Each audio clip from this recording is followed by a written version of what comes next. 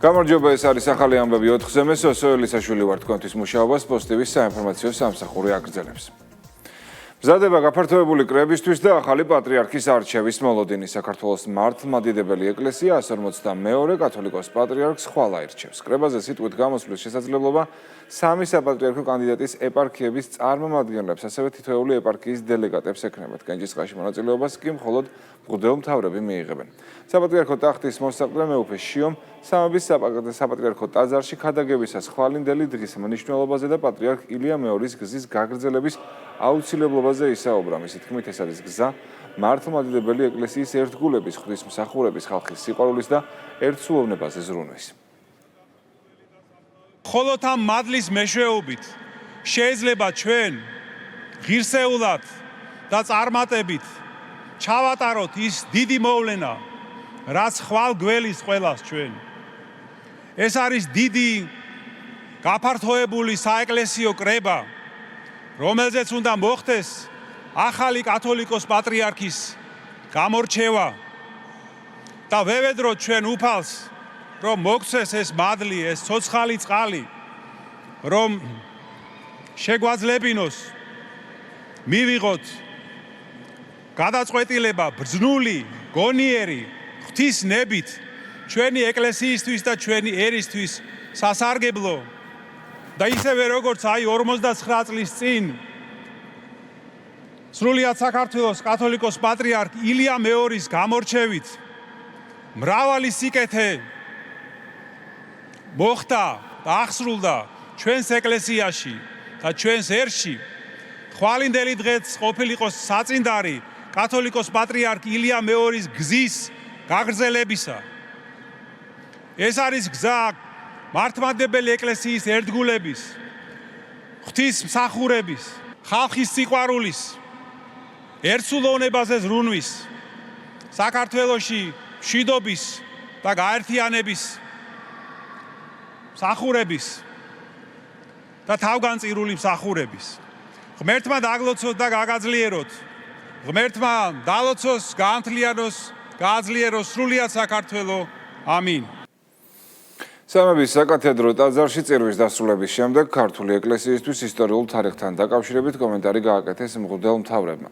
ეპისკოპოსების შეფასებით სრულიად კათოლიკოს პატრიარქის არჩევა თავის მნიშვნელობით არის ეპოქალური მოვლენა. ხვალინდელი დღის მოლოდინებზე ისაუბრა მრევლმაც. ილოცავთ, ესე იგი ამ ღირსშესანიშნაულ და ნამდვილად ეპოქალურ მოვლენას, რომელიც გველოდება ჩვენ ყველას ხვალ სრულიად საქართველოს კათოლიკოს პატრიარქის არჩევნები და თქვენ ყველა ილოცეთ, რომ ყველაფერი წარიმართოს ღვთის ნებითა და სიკეთით. ხვალინდელი დღე ისტორიული დღე არის, რადგან ხვალ მოხდება არჩევა 142 პატრიარქის ივერიის ეკლესიის ტახტზე და ლოცულობთ, რომ ღვთის შეწევნით ხვალინდელი დღე, რა თქმა უნდა, მშვიდობით და სულიწმინდის მადლით ჩაივლის ისე, როგორც ზოგადად მართლმადიდებელი ეკლესიას და იმ პატრიარქის, ჩვენი დიდი პატრიარქის მის ღვალს ეკადრება. ღვთის შეწევნით მშვიდობა იქნება. ალბათ აირჩევენ ღირსეულს, რომელსაც გააგრძელებს ის ადამიანი პატრიარქის გზას. მე ვიცი, რომ მეუხშიო თუ იქნება და იქნება ყველა ვარიანტში, მან კარგად ისის ორდა მოიქცეს. მივესალმებით ამათ შიოს პატრიარქად. ძალიან გვიყვარს და ძალიან მოგწონს როგორც კათოლიკოს პატრიარქის მოსაყდრე. ძალიან გვინდა რომ იყოს მამა შიო. ძალიან გვინდა რომ მეუფე შიო იყოს პატრიარქი, იმიტომ რომ ჩვენი სულ განათლებული პატრიარქის მოსაყდრე იყო და მაგან რო ეგ დაასახელა, ესე იგი ესე კი არ იყო. ამიტომ სულ ლოცულობთ რომ მეუფე შიო გახდეს პატრიარქი. პარლამენტის თავმჯდომარე ოფიციალური ვიზიტით სლოვაკეთის რესპუბლიკის დედაქალაქ ბრატისლავაში გაემგზავრა. შალვა პაპუაშვილი ვიზიტის ფარგლებში სლოვაკეთის პარლამენტის თავმჯდომარეს შეხვდება, რის შემდეგაც მედიისთვის ერთობლივი განცხადება გაკეთდება. საპარლამენტო დელეგაციის შემადგენლობაში, რომელსაც საკანონმდებლო ორგანოს თავმჯდომარე ხელმძღვანელობს, პარლამენტის თავმჯდომარის მოადგილე ილია ინჯია, საგარეო ურთიერთობათა კომიტეტის თავმჯდომარე ნიკოლოზ სამხარაძე, განათლების, მეცნიერებისა და ახალგაზრდულ საქმეთა კომიტეტის თავმჯდომარე მარიამ ლაშხი და ფრაქცია ქართული ოცნების თავმჯდომარის მოადგილე რიმა ბერაძე არიან.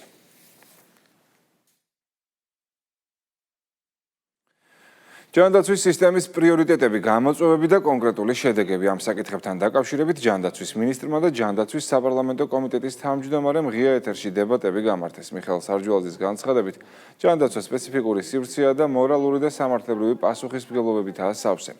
როგორც მინისტრმა აღნიშნა, ჯანდაცვის სექტორში მთავარი არა კომერციული ინტერესი, არამედ პაციენტის უფლების დაცვა უნდა იყოს. მიხეილ სარჯვალაძემ ჯანდაცვის სისტემაში წლების განმავლობაში დაშვებულ შეცდომებზეც გაამახვილა ყურადღება, რამაც სექტორში კერძო კლინიკების დომინაცია განაპირობა. ბევრი წლის განმავლობაში დაშვებული არაერთი ძალიან მნიშვნელოვანი შეცდომის გათვალისწინებით და შეცდომას ალბათ ერთ-ერთ პირველ შეცდომას აუცილებლად დავარქმევდი, მაგალითად სრულიად გაუაზრებელ ტემპს პრივატიზაციისას, რომელიც ჯერ კიდევ 90-იანი წლებიდან დაიწყო და რამაც შედეგად მოიტანა ის, რომ არანორმალურად დიდად არის დამოკიდებული დღეს სახელმწიფო და პოლიტიკა, საზოგადო ჯანდაცვის პოლიტიკა კერძო სექტორის გავლენაზე. კომერციულ ინტერესზე. ამან წარმოშვა უკვე ძალიან ძლავრად წარმოშვა ისეთი დილემები, რომელიც გარკვეულ ეტაპზე უკავშირდება მაგალითად ისეთ საკითხებს, რომ არის მცდელობები, რომ კომერციული ინტერესი გახდეს დომინანტური პაციენტის ინტერესთან, ჯანდაცვის საჯარო ინტერესთან მიმართებაში, რასაც რა თქმა უნდა ამისთვის არსებობს სახელმწიფო, რომ ამის შესაძლებლობა არც ერთ შემთხვევაში არ გააჩინოს. მეორე, რა თქმა უნდა, ეს უკავშირდება ისეთ ზოგად პრინციპს, როგორიც არის, რა თქმა უნდა, ძალიან დიდი ყურადღება ჯანდაცვის პროგრამების ეფექტიანობასთან დაკავშირებით. ესეც უმწვავესი და უმნიშვნელოვანესი ამოცანაა. თან მუდმივად ჭირდება ამას თვალყურის დევნება და გაგრძელება. ასია ბუნებრივია იგივე მედიკამენტების ბაზარი, რომელიც მუდმივად ცვალებადია, მუდმივად ჭირდება, რა თქმა უნდა, თვალყურის დევნება, რომ გარკვეული მიმართულებით უსწორო გადაწყვეტილებებისგან ვიყოთ დაზღვეული. ღია ეთერში საუბარი მედიკამენტების ხელმისაწვდომობის საკითხსაც შეეხო, როგორც ჯანდაცვის კომიტეტის თავმჯდომარემ აღნიშნა, ჯანდაცვის სისტემა დღეს ონკოლოგიასა და ფსიქოტროპულ მედიკამენტებს სრულიად აფინანსებს. თუ 15 წლის წინ ჯანდაცვის დაფინანსება 200 მილიონამდე იყო, დღეს ის 1,5 მილიარდია. მიხეილ სარჯვალაძის განცხადებით, რეფერენტული მედიკამენტების რეფორმა კომპლექსურია და მუდმივ განვითარებას საჭიროებს. აცობით მულტიცენტრი DRG სისტემა არის მიღებული მთელ ევროპულ ქვეყნებში. ეს საკმაოდ რთული, მაგრამ მოქნილი სისტემა, რომელიც მუდმივად პატარა ბავშვით მზარდია და დაფინანსებაც ამაზე მეტყველებს. თუ კი დაუშვათ 15 წლის წინ ჯანდაცვის დაფინანსება იყო სადღაც 200 მილიონამდე, დღეს 1,5 მილიარდია და ეს პროგრამები ყოველწლიურად იზრდება და იზრდება. დაწყებული ონკოლოგიით, გაგრძელებული უფასო მედიკამენტებზე რომ ბრძანებდით, იგივე ფსიქოტროპული მედიკამენტები, ონკოლოგია, ეს ყველაფერი სრულად ფინანსდება დღეს აი ამ უზარმაზარი ბიუჯეტით და ეს ჩვენმა მთავრობამ ზუსტად ქართულ მოსწავლე აიღო თავის თავზე და ამას ჩვენ ვასრულებთ. ვინც მუშაობს, იქ რა თქმა უნდა არსებობს გამოწვევები, ხალბატონო მაგდა დაბეთანხმებით, მაგრამ უნდა ვაღიაროთ ის, რომ რეფერენტული ფასების შემოღება მოხდა ეტაპობრივად. ჯერ იყო 3,000 მედიკამენტი, შემდეგ 7,000 და ახლობით საქართველოს ბაზარზე არის 10,000-მდე მედიკამენტი დღეს და რჩებოდა ის 3,000, რომელზეც სამწუხაროდ ფარმაცევტულმა კომპანიებმა მკვეთრი ზრდა მოახდინეს ამ მედიკამენტების ფასიც, რაც ვერ დაბალანსდა იმ 7,000 მედიკამენტით, რომელზეც დაწესდა რეფერენტული ფასი. ეხა იცით, ბატონმა მინისტრმა გააჟღერა, რომ 700-მდე მედიკამენტი ემატება ამ სიას. ბატონი ჰანს კლუგე, რომელიც არის ჯანდაცვის მსოფლიო ორგანიზაციის ევროპის ბიუროს ხელმძღვანელი. მან აღნიშნა, რომ საქართველოში გატარებულმა რეფორმამ, სადაც ინოვაციური მედიკამენტების შესყიდვამ რაბაც პარლამენტმა მხარი დაუჭირა და კანონი შეცვალა, მისცა საშუალება მთავრობას, რომ 40%-ით უფრო იაფად შეესყიდა ინოვაციური მედიკამენტები ჩვენი ონკოლოგიური პაციენტებისთვის. რას ნიშნავს? ეს ნიშნავს ის, რომ დამატებით ორ პაციენტს კიდევ მეტი თანხა დავხარჯეთ იმისათვის, რომ მათ გამოჯამთელობაზე გვეზრუნა. რეფერენტული ფასების მიღმაც სხვა კომპონენტების მხარდაჭერაც არის ძალიან მნიშვნელოვანი. ეს მართლაც ისეთი რამეა, რომ თუ სინქრონულად არ განვითარდა რაღაცეები, სხვაგვარად ძალიან ძნელია, რომ მხოლოდ ერთი მიმართულების განვითარებით ვერაფერს ვერ იზამს. ამიტომ რა თქმა უნდა, იქ არის პოლიპრაგმაზია ვახსენე ერთმანეთთან ეს არ გადაცემა დაიწყო, აქედან დავიწყოთ მაგალითად პოლიპრაგმაზიის თემასთანაც არის ეს კავშირი, რომ ზედმეტი არ მიმოხმარება არ ქონდეს მედიკამენტებს. ის რაზეც ბატონმა ზაზამ ისაუბრა, რომ კომპლექსურობა რომ ისი არ გამოვიდეს, მე რომ თქვა წნეხი შემცირდეს მაგალითად იმ მედიკამენტებზე, რაც რეფერენტულია და ახალი შემოდიოდეს მუდმივად, რომელზეც პირიქით თქვა პრობლემატური იქნება ეს პაციენტისთვის. ჯანდაცვის სისტემის შეფასებისთვის მნიშვნელოვანია არა ის, რამდენს ვხარჯავთ, არამედ მნიშვნელოვანია როგორ ვხარჯავთ და რისთვის ვხარჯავთ.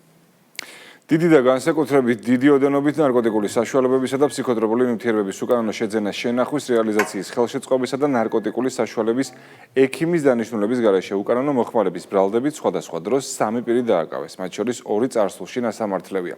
ნივთმტკიცება და ამოღებული სარეალიზაციოდ გამზადებული განსაკუთრებით დიდი ოდენობით ალფა PVP, მეთადონი, გამომშრალი მარიხუანა და ფსიქოტროპული ნივთიერება კეტამინი დანაშაული 20 წლამდე ან უვადო თავისუფლების აღკვეთას ითვალისწინებს. სამართალდამცველებმა აჭარაში განსაკუთრებით დიდი ოდენობით ნარკოტიკული საშუალების უკანონო შეძენა შენახვისა და რეალიზაციის ხელშეწყობის ბრალდებით რუსეთის ფედერაციის მოქალაქე დააკავეს. ნივთმტკიცება და ამოღებული განსაკუთრებით დიდი ოდენობით ნარკოტიკული საშუალება გამომშრალი მარიხუანა დანაშაული 17 წლამდე ვადით თავისუფლების აღკვეთას ითვალისწინებს.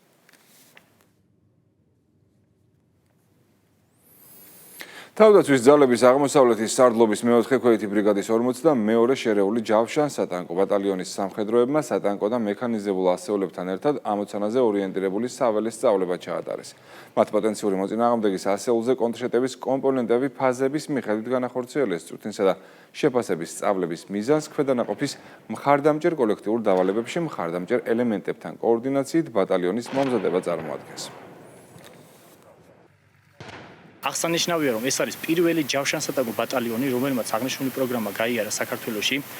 პირადმა შემადგენლობამ მიიღო დიდი გამოცდილება აღნიშნულ სწავლებაში, მიმდინარეობდა დღის და ღამის პირობებში სხვადასხვა ტაქტიკურ დავალებებზე რეაგირება და ბატალიონმა წარმატებით გაართვა ყველა სახის დავალება. დღევანდელ ოპერაციაში მონაწილეობას იღებდა სატანკო და მექანიზებული ქვედანაყოფები. აღნიშნულმა ქვედანაყოფებმა განახორციელეს მოწინააღმდეგეზე კონტრშეტევა არაპირდაპირ ცეცხლისა და სხვადასხვა სამანევრო ელემენტების საშუალებით, რის შედეგადაც მოწინააღმდეგე განადგურდა, ხოლო ქვედანაყოფი ემზადება შემდგომი დავალების შესრულებას. პოლონეთში რუსეთთან საზღვრიდან 20 კილომეტრში ჩამოვარდნილი უპილოტო საფრენი აპარატი მინდორში იპოვეს. სამხედრო პოლიციის ინფორმაციით სამხედრო სათვალთვალო დრონის წარმომავლობის დადგენა ჯერჯერობით ვერ ხერხდება, რადგან მასზე დატანილი წარწერების მიხედვით შესაძლოა როგორც რუსული, ისე უკრაინული იყოს. მანამდე 3 მაისს ფინეთის სამხედრო საჰაერო ძალებმა განაცხადეს, რომ ამოუცნობმა დრონმა ფინეთის საჰაერო სივრცე რუსეთის საზღვართან დაარღვია, თუმცა მისი წარმომავლობის დადგენამდე აპარატმა ფინეთის ტერიტორია დატოვა.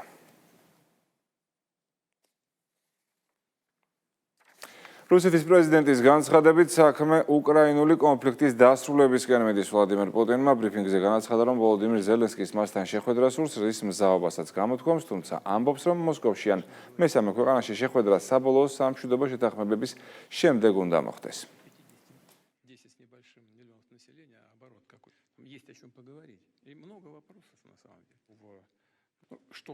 ბატონმა ფიცომ მაცნობა, რომ ბატონი ზელენსკი მზად არის პირადად შეხვედრისთვის.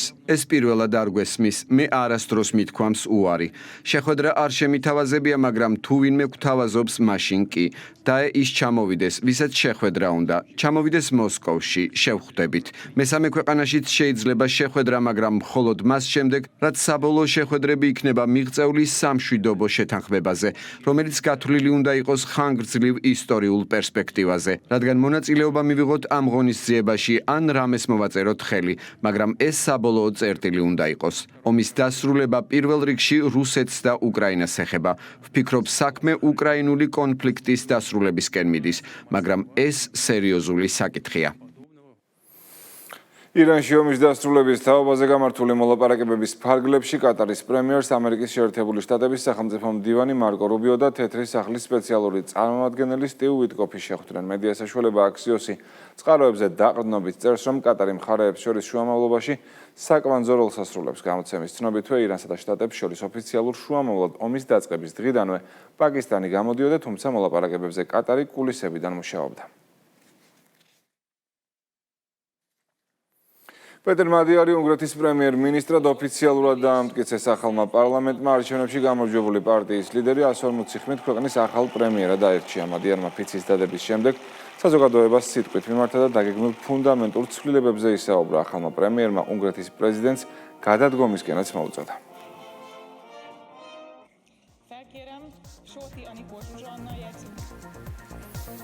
ეს იყო ახალი ამბები 4-ზე, მე ამით გემშვიდობებით, თქვენ კი წინ ზუსტად 7-ზე დათა გვასალიას კვირის პოსტი გელოდებათ ნახვამდის.